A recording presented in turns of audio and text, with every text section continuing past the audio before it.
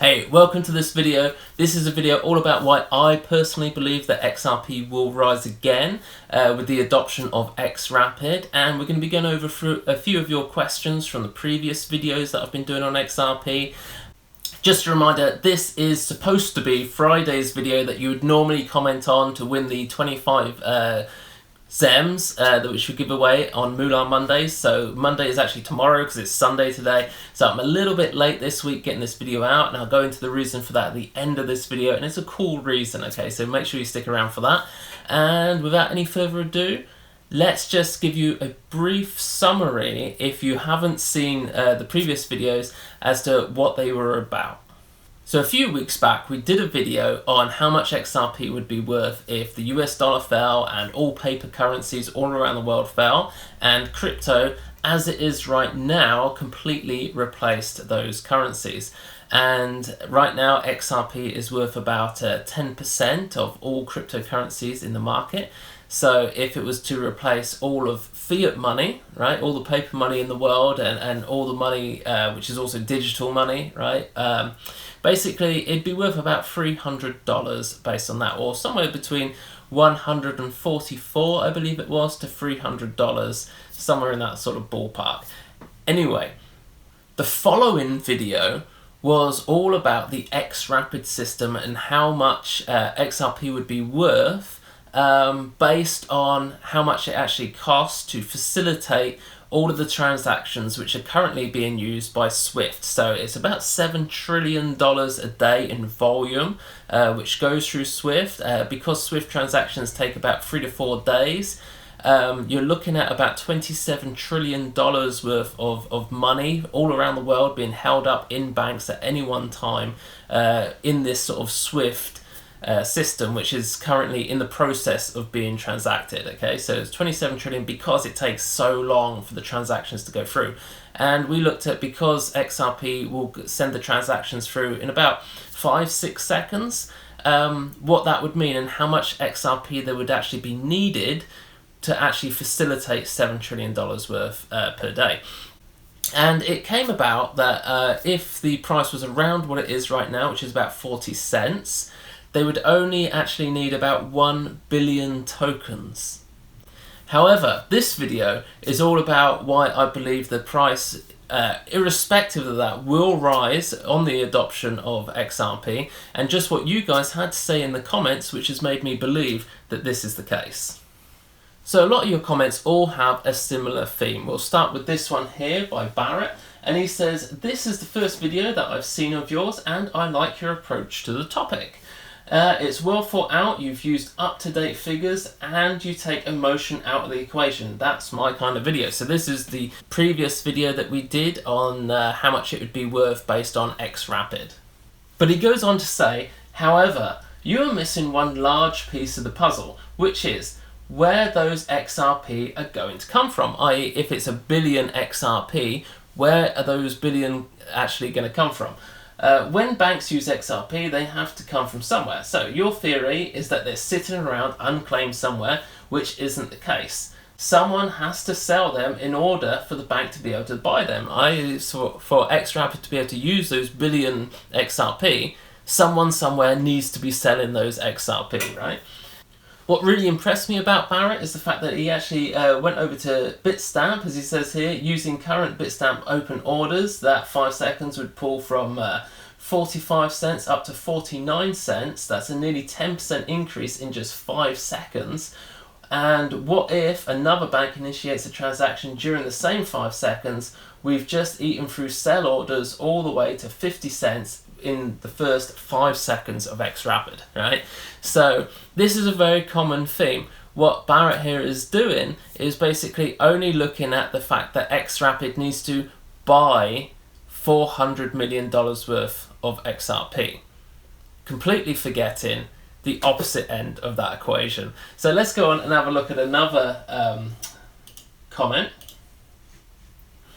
Here we have Jason, and Jason says, "Let's say a market has 100 XRP. There are 100 buyers that all want to send their cash equal to 100 XRP on this particular exchange, and let's say this is happening simultaneously over every market with 100 XRP.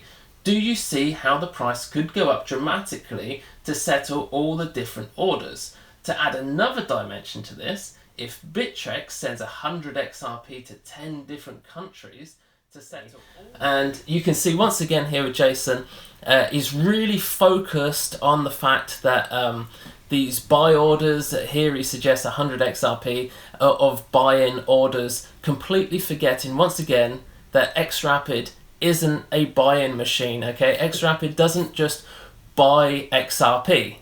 It has to sell it in order to pay the person the money, right? So you've got one person which wants to send, say, $1,000 to their friend in Japan, and in order for their friend in Japan to actually receive his money in yen, they need to sell the XRP as well, so that they can pay him out. It's not just buying; it's also selling on the other end.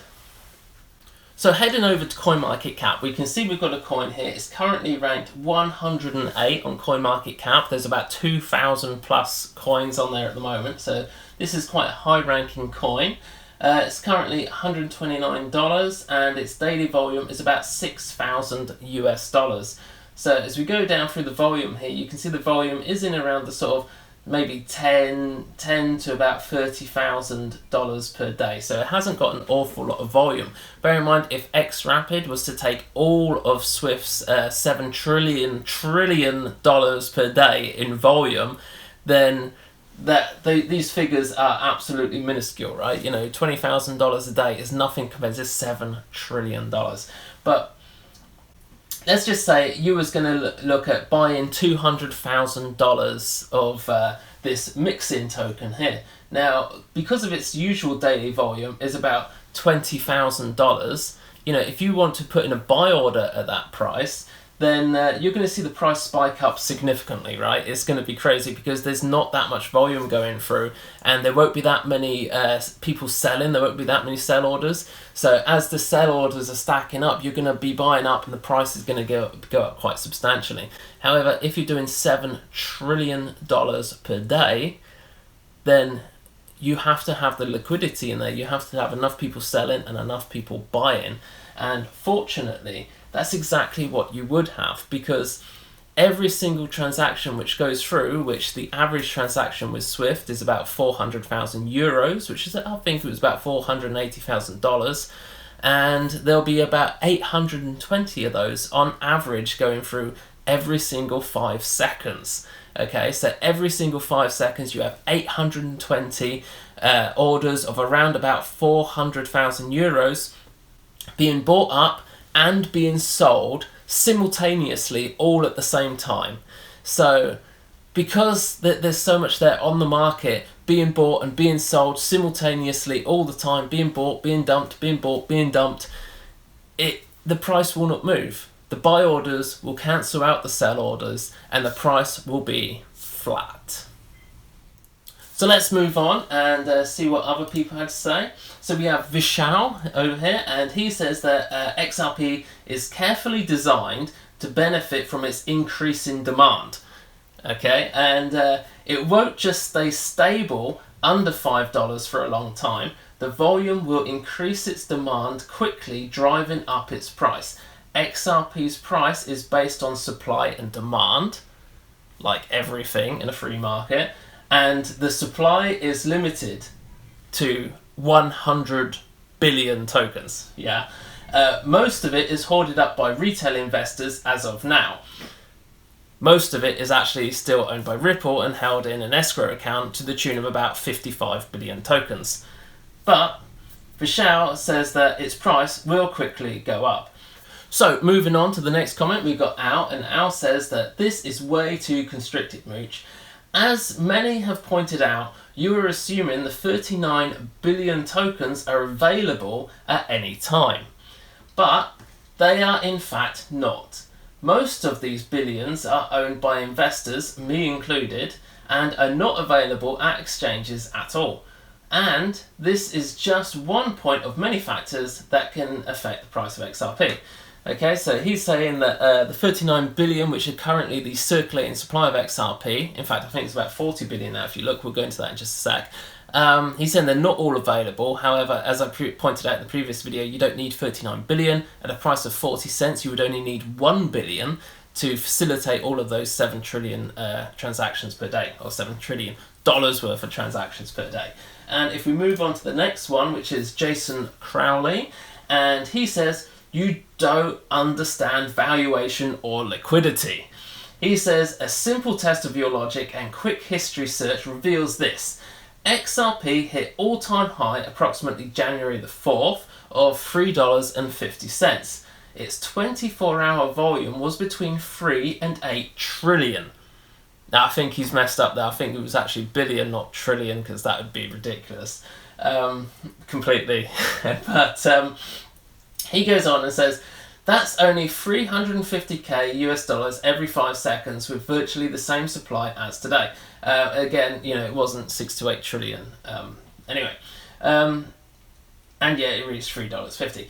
Your logic math discounts liquidity. There are not 39 tokens circulating. I can vouch for certain that my 88,317 are not on the market. They sit on my Ledger Nano, which I'm guessing he means a Nano Ledger S. At any given time, the market supply will demand on how much the specific market makers possess. Variance in price is ultimately equalized as the market matures through arbitrage, automation, amongst other things, etc., etc. What Jason's saying is pretty much the same as a lot of the other comments, is basically those 39 billion, the circulating supply isn't actually available on the exchange in circulation. So although they would need 1 billion tokens to be bought and sold and bought and sold and bought and sold every single second of every day to transact those 820 transactions every 5 seconds on average, okay? There would be a lot of buying, a lot of selling, a lot of buying, a lot of selling of all completely equal amounts, completely equal. So the price wouldn't need to fluctuate at all because there's exactly the same amount of buy orders as sell orders. There's no difference. But as far as liquidity goes, and this is a very, very important point, and a lot of people picking up on that in the comments, let's just go over and see what happened last year with Ripple. Now, I was an investor myself in Ripple and XRP at the time. I wasn't investing in Ripple, the company, just XRP. And this is what actually happened. So last year, there was a lot of talk about how Ripple could just dump all of their XRP because they owned about 60 billion at the time, and they could dump it onto any exchange at any time and to completely ruin the price. So investors didn't want to invest in XRP because it was kind of like centralized at that point because they owned such a significant amount. So what they did was very, very clever. They put it into an escrow account, which could only be spent each month. They would offer up 1 billion. Let's just go through this. So this is Ripple's escrow 55 billion supply predictability. Now this is December 7th, 2017. So what they did is they committed to placing 55 billion of their XRP into this escrow account, so that every single month, let's just skip down to the bottom where it explains. This is it. So we use escrow to establish 55 contracts of 1 billion XRP, each that will expire on the first day of every month from months 0 to 55. So basically 55 months worth of XRP, and they release 1 billion every month. So as each contract expires, the XRP become available for Ripple's use. What they mean by Ripple's use is basically they use it for their liquidity partners, which is the exchanges, which have done a deal with them to offer really, really low fees. They want to offer low fees because Ripple want xRapid to be the cheapest possible way of sending money and sending value from one country to another or from one bank to another. So they want it to be as cheap as possible to basically rule the market and do away with any competition whatsoever because it's so unbelievably cheap.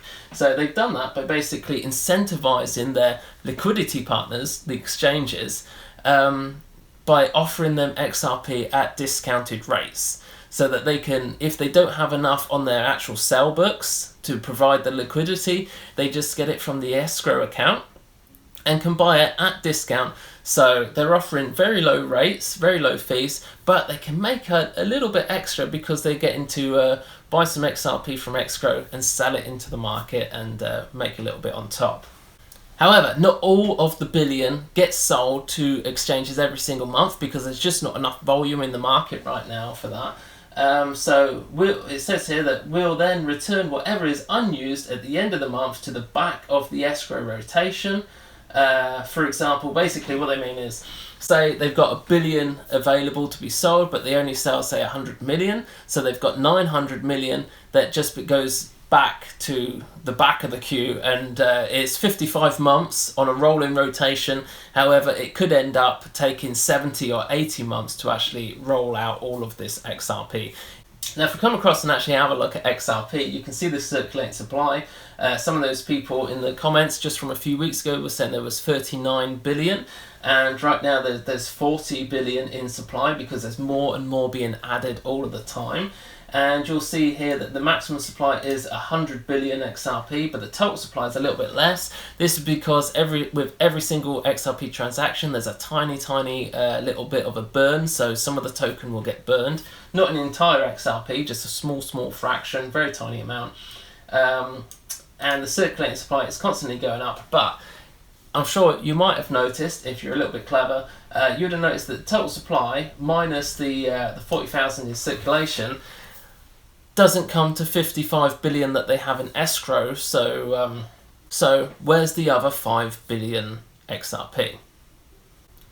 So as we said in the previous video, for XRP or xRapid to completely replace Swift and do the entire about $7 trillion worth of transactions every single day, they only need 1 billion XRP at a price of 40 cents. So if the price of XRP goes up, they will need less than 1 billion, right? So as the price goes up, they will need less XRP to fill the need. And if the price of XRP went down to maybe 10 cents or 5 cents, they'll need a lot more billions. However, they have 55 billion XRP in escrow, which can be released every single month to their liquidity partners, the exchanges, in order to facilitate and make sure there's enough liquidity in the market.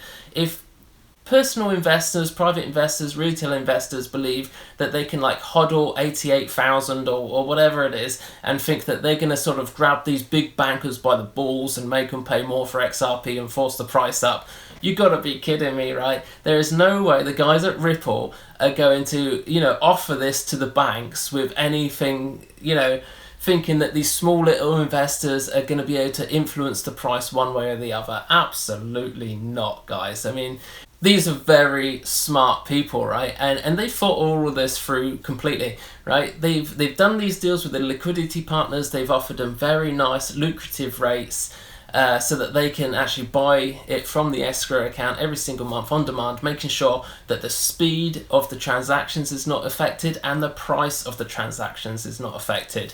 Now, when you have $7 trillion of buy orders per day and $7 trillion of sell orders per day, all of completely equal value of XRP, i.e. say it's 100 billion XRP and 100 billion XRP being bought and sold, the price will be flat. And that is where the magic is. So the big problem with cryptocurrencies being used as currency is the volatility. The problem with Bitcoin, if a shop like your local corner shop was going to start accepting Bitcoin rather than the paper money, the cash, is they'd need to run around the shop 10 times a day relabeling everything because the price has changed. Okay, so what they did with XRP, and a lot of people have been asking in the questions, is why, if xRapid only needs 1 billion XRP to actually work, why would they make 100 billion from the start? Why would they have made so many? And the answer is, firstly, one, XRP wasn't 40 cents when they started. It was like fractions of a penny. Number two, XRP, they didn't really know what they were going to do with it, to be quite honest, when they first made it. They just wanted to make a blockchain which was faster and better than Bitcoin and worked a lot better without the proof of work, the miners and all this nonsense. They just wanted something that would work really, really well. And of course, they wanted to make something that could one day actually replace paper money and be used consistently in shops all around the world. The big problem with that, of course, is volatility. Now, cryptocurrencies are phenomenally volatile, and particularly XRP right now, due to all of the hype in the market and all the rest of it. So what they want to do to stop the volatility, as we mentioned earlier with the coin mixing, it's only doing about 20,000 right now. If you added in 200,000 or 2 million into that of buy orders in a day, it's going to throw the price right up to the stars, right? But if you're consistently doing really large numbers every single day, you got $7 trillion of buy orders and $7 trillion of sell orders, all of equal amounts of XRP, the price will be flat. That's zero volatility. That means that XRP would be less volatile than Tether, less volatile than the US dollar or the British pound. What this, of course, means is the next time we have something like what happened in 2008 or the early 2000s, and we have a bit of a financial wobble in the world economy, what will people go to? So in 2008, there was no Bitcoin. You know, people went into gold a little bit because it was a stable, secure asset, and they wanted to protect some of their wealth. They put it into gold. But this time around, you know, I should imagine that people will be putting their money into Bitcoin, into Ethereum, and of course into XRP. And the reason why they'll choose XRP is because it will be flat. It will be completely stable and completely secure. And what will happen probably in some small countries which have a big problem with volatility of their price, where they're going through massive deflation or inflation, and the prices are changing every single day in the shops. And they might just choose something really easy to use, very simple and quick to use for payments, something that they can label all the prices in the shop for a loaf of bread and a pint of milk, and the price not change from day to day. That, of course, would be XRP. XRP would be so flat because there's such a huge volume of level balanced orders every single day, and if it's doing $7 trillion worth per day in buy and sell orders, complete equilibrium, completely balanced, even if you threw in $2 million of buy orders in there, it's a drop in the ocean. It's not going to be like with the one we were looking at mixing or any of the other lower cap coins. You could throw in $1 million and the price is going to go to the moon. But if it's doing $7 trillion, $7 trillion, that's a massive number, guys. If you're doing that much volume and it's completely equal, to try and disbalance that, of course, the prices go up, prices go down because the number of buyers and the number of sellers, okay? But if it's completely balanced, it takes out the volatility, meaning that XRP can very easily, through xRapid, become the new one world global currency.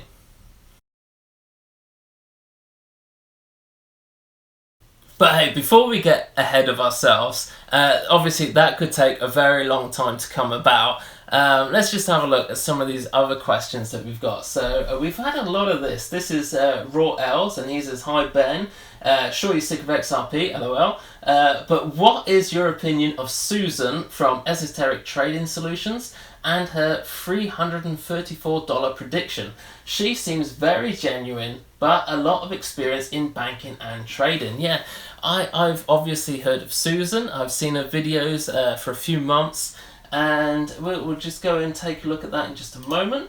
We also got Jules Jam here. He says that, "Hi mate, I'm also all about being real with projections, and just wanted to ask, do you come from a banking background or do you come from a hedge fund, etc. background?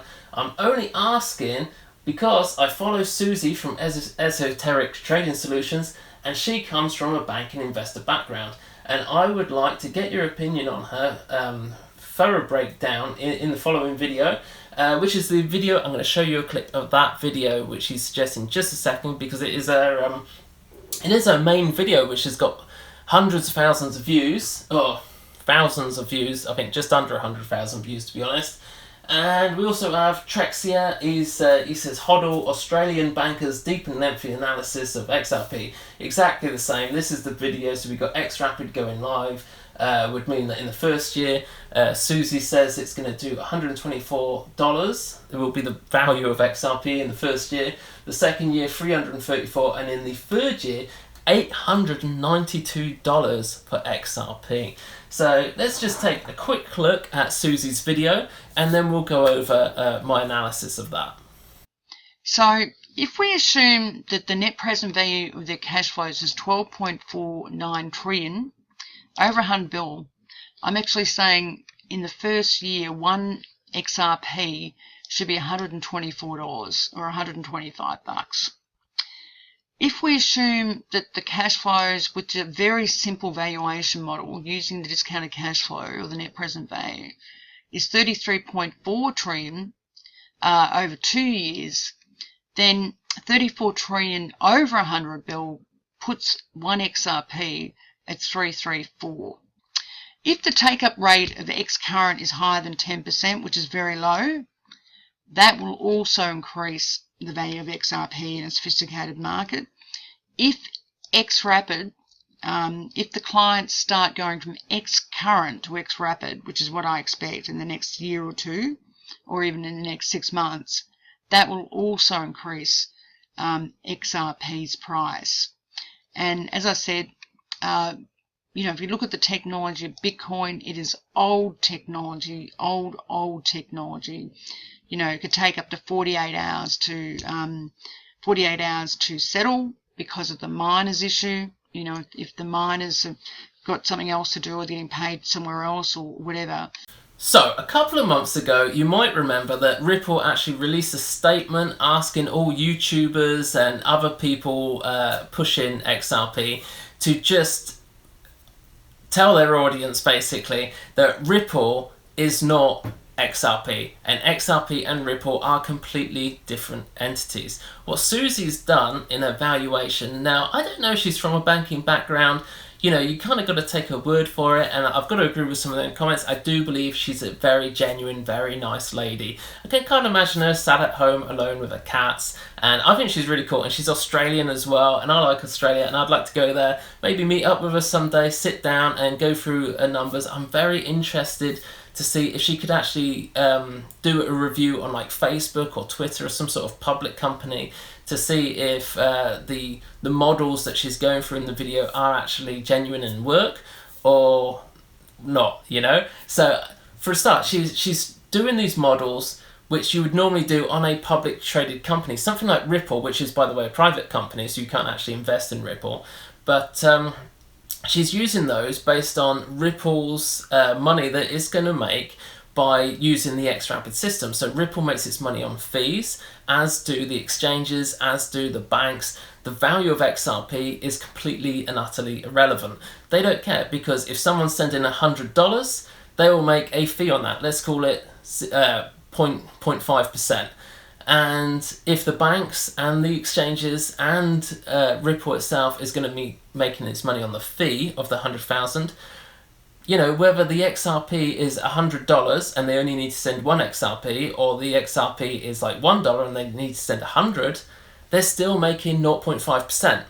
You see, so to the banks, to Ripple, to the exchanges, the actual value of the XRP makes no difference whatsoever at all. And what she's done is she's based in kind of like XRP is shares in Ripple, okay, which is not. As if XRP is a security, as if XRP is giving out some sort of dividend payment or profit share or whatever for Ripple's earnings through the xRapid system. It's absolutely not. Okay, so that's the big problem with her model. I'm not saying she's not from banking. I'm not saying she doesn't know what she's talking about. I'm just saying she's got things a bit messed up in that evaluation. And you will see on her video, in fact, all of her channel now, she has actually disabled comments, which I think is a bit unfortunate. I don't like to when people do that. But you know what? Honestly, she's not the only one. If you go back and have a look at my videos from the beginning of this year, you'll see that my most viewed video on this channel is a prediction on XRP from January. It was basically my first week in YouTube, and I've done my biggest ever video. It's a prediction on YouTube which is absolutely way off, and it's your comments, guys, which make me think and reconsider some of these valuations and the way it is. So it was a comment just like this one here by Christian. This isn't the actual comment, this is only from 2 weeks ago, but he watched the video and said the exact same thing that somebody else said to me, which made me realise it's the speed of the transactions which really counts. You can't just take the $7 trillion of volume and convert it straight into XRP. You have to bear in mind the time it takes for the transaction, and then you can reuse those same tokens. So this is what Christian says. An XRP transaction takes around 3 to 5 seconds. Let's say 5 seconds. Within this time frame, the same XRP is bought and sold. There are 86,400 seconds in a day. Divided by 5, that is 17,280 times a day that the same XRP can be used for cross-border transactions. Now, your price projection, i.e. the one I did back in January, for XRP looks very different. XRP is a utility that facilitates money transfers. That has no inherent value creation.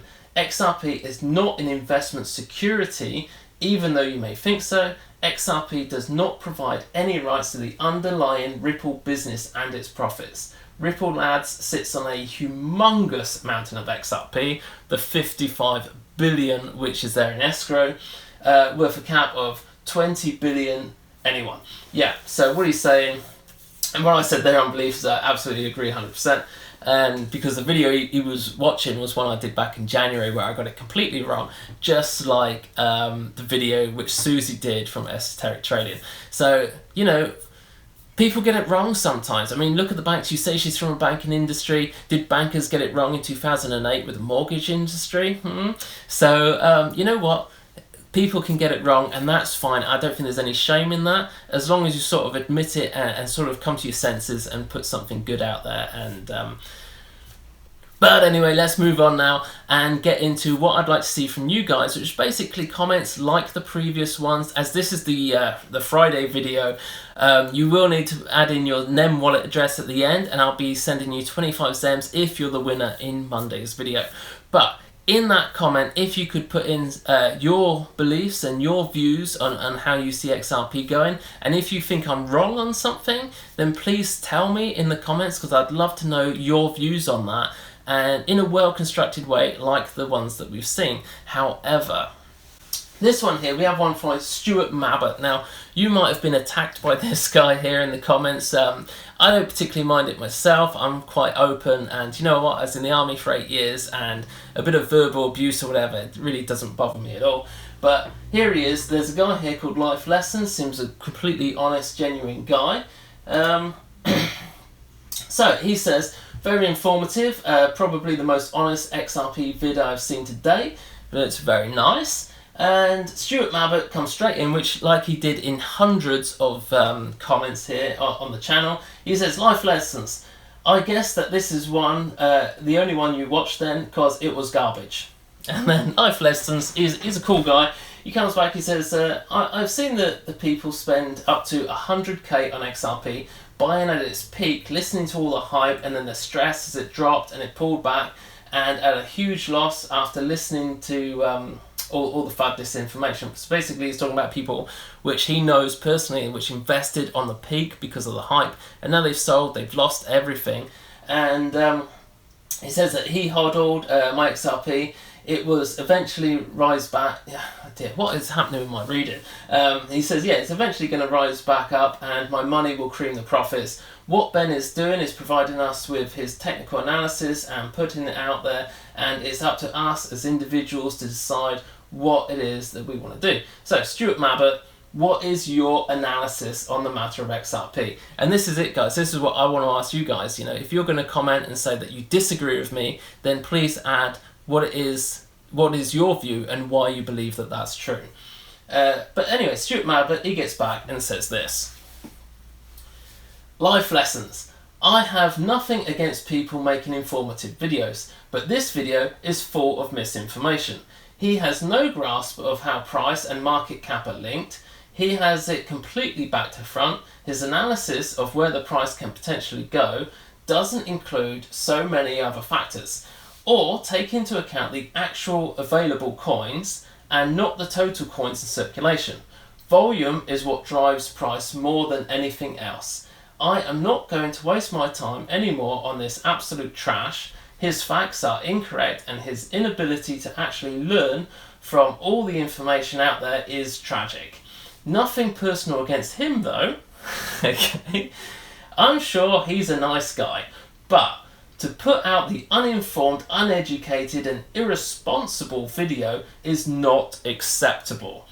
I only watched it because I was asked by a few people on Twitter. I won't be watching any more of his videos. I am a long-term holder of many thousands of XRP and have been researching the whole crypto sphere for over 4 years. He is way off in his facts. That was Stuart. And so Life Lessons asked the obvious question after that rant by Stuart, which is, so what is your analysis then? And he comes back with Life Lessons. My analysis on this video, yes. My analysis on XRP is my own private business and will remain that way. So Life Lessons says, maybe you can share your analysis on XRP with us. I mean, you can't really bag someone without backing it up. And he says, I refer to my previous comment. Okay, so guys, Stuart Mabbott, this is the first time I've ever actually had to ban somebody from the YouTube channel because he wasn't just commenting on that video as he suggested there. He actually commented on about 3 or 4 videos, going in, anybody which was saying anything nice whatsoever, he was just trolling them basically and just abusing other people, people commenting on the videos. They'd just say, hey, nice video, something like that, and then he's going, oh man, you must be stupid, how can it, you know. So guys, sorry Stuart if you're watching this, but I've had to ban you from commenting on the videos because you're just being abusive and it's just not cool. If you've got something, if you disagree, that's excellent, I don't mind that at all. Like I just said in the previous video done back in January, I actually learnt from somebody's disagreeing comment, right? They disagreed with me, they explained their point of view, and I had a little aha moment and realised they're right, and you know, my whole projections for XRP changed from that point on. So if you do have disagreements, that's cool, please explain your point of view, I'd love to hear it. And lastly, we have this from XRP 2018. He says, oi, Baldy, I think you have no idea what XRP is. You clearly have done zero research. Only 6 illion is on exchanges, not 40 billion. LOL, laugh out loud. Take this video down, you fool. Okay.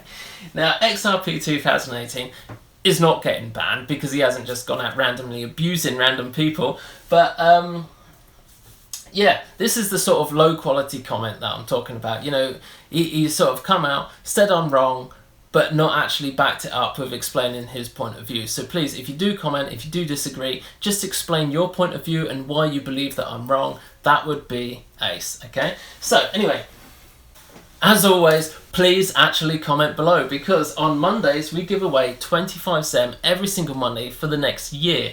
And all you need to do is be a subscriber, click that bell icon so that you're alerted to new videos, and leave a comment which includes your NEM wallet address. And every single Monday we do a live stream video where we choose one of the comments from the previous, should be Friday's video, but this is actually Sunday, and we choose the comment and pay them live on the live stream. And that's about it.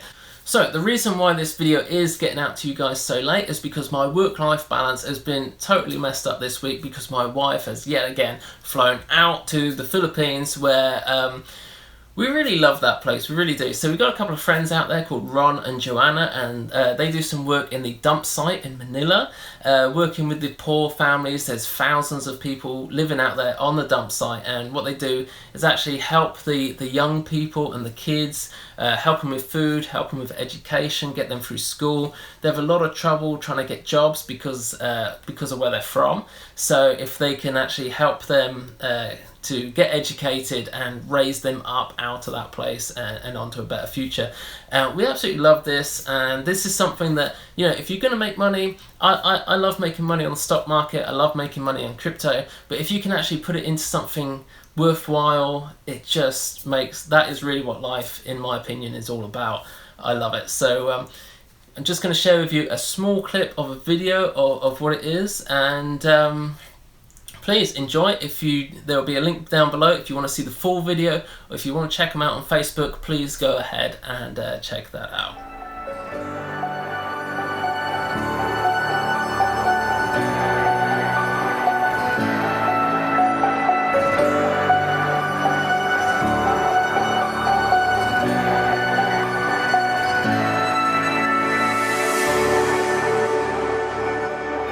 Another part of what the ministry does is help families with medical emergencies. So helping provide for medicines or doctor's appointments or hospital fees or births sometimes. The reality is the mamas and the papas in this community work so hard. They're hard-working men and women, but they're earning very little. So they would prioritise what they earn on food rather than medicine. They might have one child sick, but they have to feed maybe 5, so the money would go on food. So our team offer assistance for just emergencies, not like coughs and colds and things like that, but those children who really need help. And what the parents do is they have to bring their receipt from the hospital or from the doctors, and then one of our team will go with them and pay or go and buy the medicines for the families.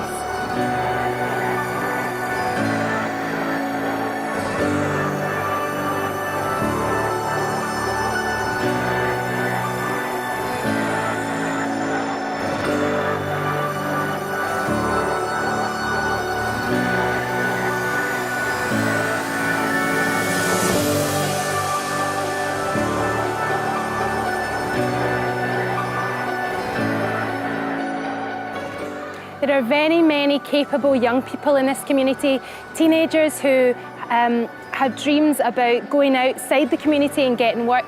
But what we found when we came here was, with these very capable and able young people go into interviews outside the community, and just based on where they live, they couldn't get a job. Even if they had finished high school, nobody would employ them because of their address, because they came from Tondo dump site or Novotis cemetery area. So a few years back, about 4 years ago, we began a scholarship program, just college and university scholarship program. So we take on young people and help them through college and university. We cover their daily needs of their transport, their lunch money, their tuition fees, their uniforms, their books. We really have to cover everything for them to make it through, especially an academic course, which is 4 years. And we're starting to see the fruit of that now, which is such a blessing. We're starting to see them graduate from that and getting jobs because they've come through college and university. So now when they go for an interview, they see their address, that they're from Tondo dump site or Novotis cemetery, but they see that they've graduated from private colleges and universities, and they're able to get the jobs.